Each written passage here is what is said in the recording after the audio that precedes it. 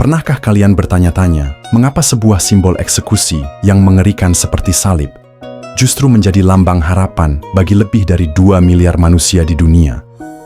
Mengapa kematian seorang tukang kayu dari Nazaret sekitar 2000 tahun yang lalu dipercaya memiliki kekuatan untuk menebus dosa seluruh humanitas?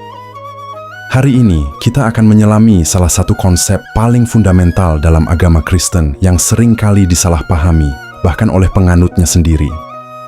Kita akan menjelajahi sejarah, teologi, dan berbagai perspektif tentang penyaliban Yesus dan konsep penebusan dosa. Tapi sebelum kita mulai, mari kita luruskan satu hal. Video ini bukan untuk menyerang atau membela agama tertentu. Ini adalah eksplorasi akademis untuk memahami bagaimana sebuah keyakinan bisa membentuk peradaban selama 2 milenium.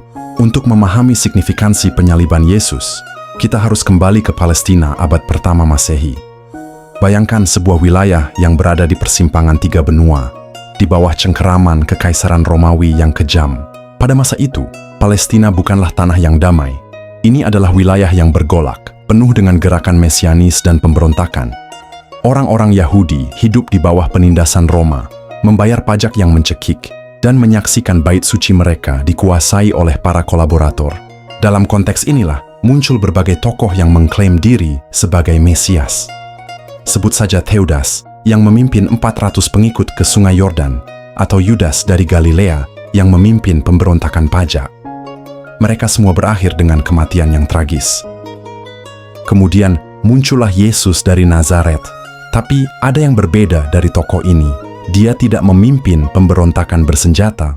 Pesan-pesannya tentang kasih, pengampunan, dan kerajaan sorga yang tidak dari dunia ini. Namun, justru inilah yang membuatnya berbahaya bagi otoritas Roma dan pemimpin agama Yahudi.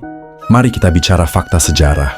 Hampir semua sejarawan, baik Kristen maupun non-Kristen, sepakat bahwa Yesus adalah tokoh historis yang benar-benar disalibkan.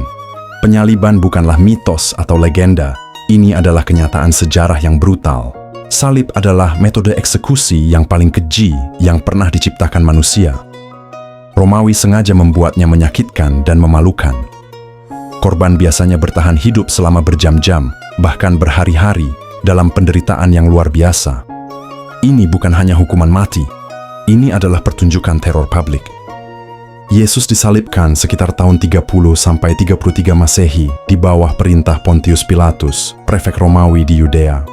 Tuduhan terhadapnya adalah sedisi, mengklaim diri sebagai raja orang Yahudi yang dianggap sebagai ancaman terhadap kekuasaan Kaisar.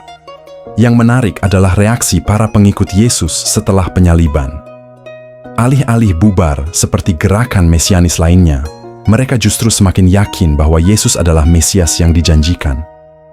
Mereka mengklaim bahwa Yesus telah bangkit dari kematian 3 hari setelah penyaliban. Tapi mengapa kematian ini kemudian diinterpretasikan sebagai penebusan dosa?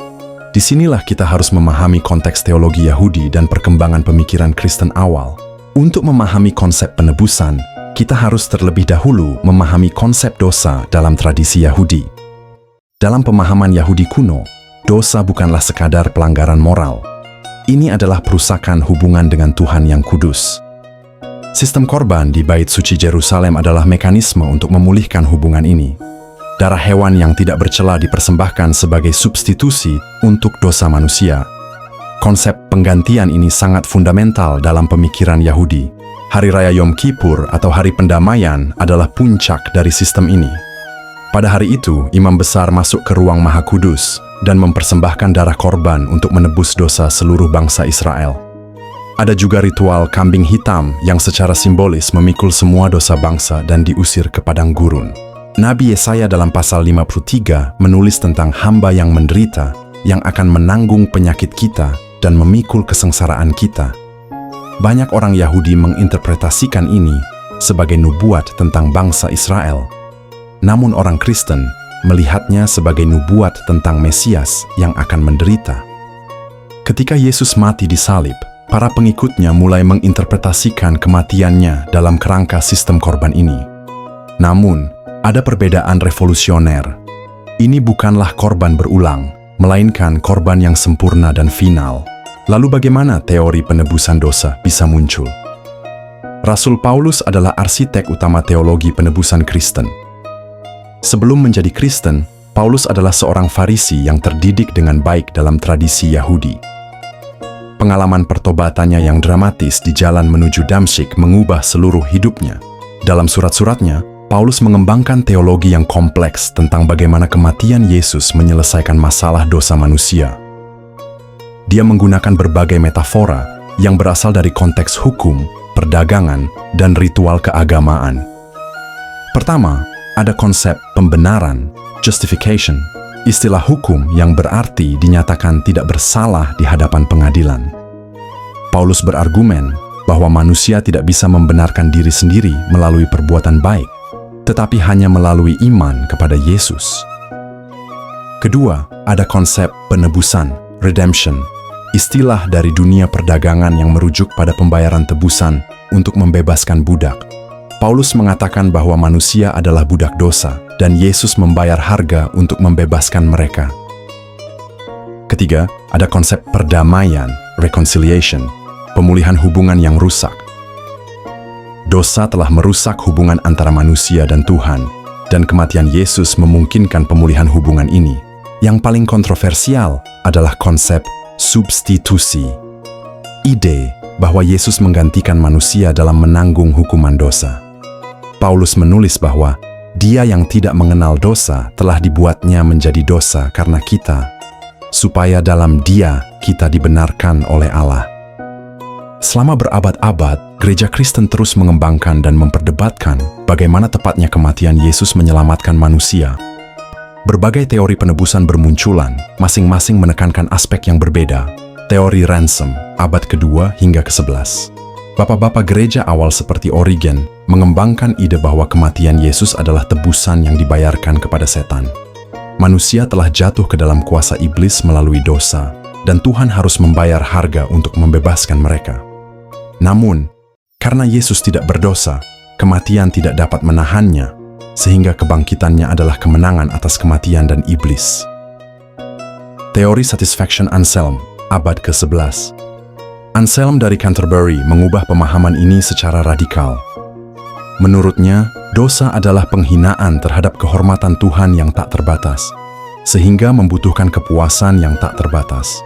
Hanya Tuhan yang dapat memberikan kepuasan yang tak terbatas, tetapi hanya manusia yang wajib memberikannya. Oleh karena itu, diperlukan sosok yang adalah Tuhan sekaligus manusia, yaitu Yesus. Teori contoh moral Abelard, abad ke-12. Peter Abelard menolak ide bahwa Tuhan membutuhkan kepuasan atau pembayaran.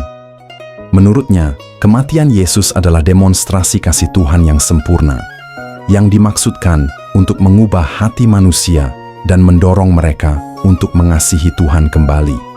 Teori substitusi penal, abad ke-16. John Calvin dan reformator Protestan mengembangkan teori bahwa Yesus menanggung hukuman yang seharusnya diterima manusia karena dosa. Tuhan yang adil harus menghukum dosa, tetapi dalam belas kasihannya, Dia mengalihkan hukuman itu kepada Yesus. Teori Christus Victor, abad ke-20. Gustav Aulén menghidupkan kembali teori kuno bahwa penebusan adalah kemenangan Kristus atas kuasa-kuasa jahat. Kematian dan kebangkitan Yesus adalah pertempuran kosmis yang mengalahkan dosa, kematian, dan iblis. Masing-masing teori ini masih memiliki pendukung di berbagai denominasi Kristen hingga hari ini, menunjukkan kompleksitas dan kekayaan pemikiran teologis tentang topik ini. Di era modern, konsep penebusan menghadapi berbagai tantangan dan kritik. Beberapa teolog dan filsuf mempertanyakan keadilan dari sistem di mana satu orang menanggung hukuman untuk kesalahan orang lain. Kritik etis filosof seperti Immanuel Kant berargumen bahwa tanggung jawab moral tidak dapat dipindahkan. Setiap individu harus bertanggung jawab atas perbuatannya sendiri. Bagaimana mungkin kematian seseorang, bahkan Yesus, dapat menghapus dosa orang lain? Kritik feminis. Beberapa teolog feminis seperti Joanne Carlson Brown berpendapat bahwa teologi substitusi penal dapat membenarkan kekerasan dan penyalahgunaan. Jika Tuhan Bapa menyiksa anaknya untuk kebaikan yang lebih besar, bukankah ini dapat digunakan untuk membenarkan penyalahgunaan dalam nama kebaikan? Respons teolog modern, seperti Jürgen Moltmann dan N.T. Wright, telah mengembangkan pemahaman baru yang menekankan aspek kosmis dan eskatologis dari penebusan. Mereka berargumen bahwa kematian Yesus bukan hanya tentang dosa individual, tetapi tentang pembaruan seluruh ciptaan. Sementara itu, teolog seperti René Girard mengembangkan teori bahwa kematian Yesus mengekspos dan mengakhiri siklus kekerasan manusia dengan menunjukkan korban yang tidak bersalah. Setelah menjelajahi berbagai aspek konsep penebusan dosa melalui kematian Yesus, kita dapat melihat bahwa ini adalah salah satu ide paling kompleks dan berpengaruh dalam sejarah manusia. Dari sistem korban Yahudi kuno hingga teologi modern, konsep ini telah berkembang dan beradaptasi dengan konteks budaya yang berbeda. Yang menarik adalah bagaimana sebuah peristiwa sejarah penyaliban seorang pengkhotbah keliling di pinggiran Kekaisaran Romawi dapat melahirkan sistem kepercayaan yang membentuk peradaban Barat selama 2000 tahun. Terlepas dari apakah kita menerima atau menolak kepercayaan ini, kita tidak dapat mengingkari dampaknya terhadap seni, sastra, musik, hukum, dan etika. Konsep pengampunan, belas kasihan, dan penebusan yang berakar dari interpretasi kematian Yesus telah memengaruhi cara kita memahami keadilan dan hubungan antar manusia. Bagi orang Kristen, salib bukan sekadar simbol kematian, tetapi simbol harapan, janji bahwa tidak ada dosa yang terlalu besar untuk diampuni, tidak ada penderitaan yang sia-sia, dan tidak ada kematian yang final. Bagi non-Kristen, pemahaman tentang konsep ini penting untuk memahami motivasi dan worldview dari miliaran orang di dunia, serta untuk menghargai kontribusi peradaban Kristen terhadap perkembangan manusia. Dalam dunia yang semakin terpolarisasi ini, mungkin kita semua bisa belajar dari pesan inti konsep penebusan, bahwa pengampunan lebih kuat daripada dendam, kasih lebih kuat daripada kebencian, dan harapan lebih kuat daripada keputusasaan. Itulah pembahasan kita hari ini tentang konsep penebusan dosa dalam kematian Yesus. Seperti biasa, silakan tinggalkan komentar kalian di bawah. Setuju atau tidak setuju, yang penting kita bisa berdiskusi dengan saling menghormati.